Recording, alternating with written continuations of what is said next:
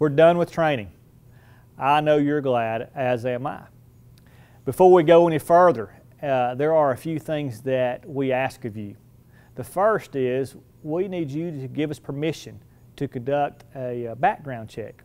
We do this for every one of our coaches, and I'm sure you understand the rationale. We want every child to play and to cheer in a fun, safe environment. And one of the things that we can do to encourage that is by doing a background check on every one of our leaders. And so we need you to download that form, complete it, and submit it to us no later than November 20th, and so we can move along on that. The second thing we ask of you to do, along with the background check permission, would be to complete a coach's covenant. That tells us a little bit more about yourself. If you are a new coach, it helps us get to know you a little bit better.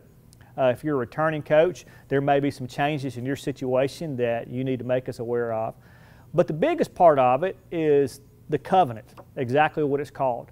It is a covenant that we make together that is leadership of the Upward Ministry, whether it be basketball or cheerleading, that we're going to do the very best job we can to set the kind of example that we desire not only our children, but all the young people involved, that we want them to see, we want them to learn from, we want them to grow from.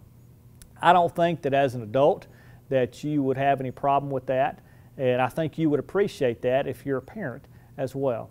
And so we ask you to complete that covenant and submit it along with your permission for the background check. The last thing we ask you to do is go ahead and communicate with the other coaches on your team or your squad. Talk about a few different options as far as day of the week, time of the day for practices.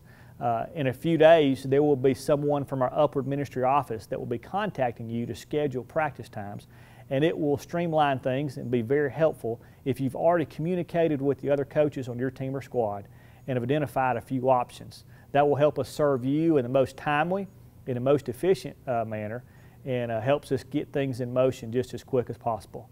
Now, if you're one of those really great guys or gals, or perhaps just a sucker, and you're coaching more than one team or squad, we do provide for you the opportunity to stack your practices. In other words, you can hold those on a given night at the same location and consecutive time frame so that you're not away from home too many nights during the week for upward practice. And so if you have any questions about that, feel free to share those with us, and don't let us forget about that in the scheduling process.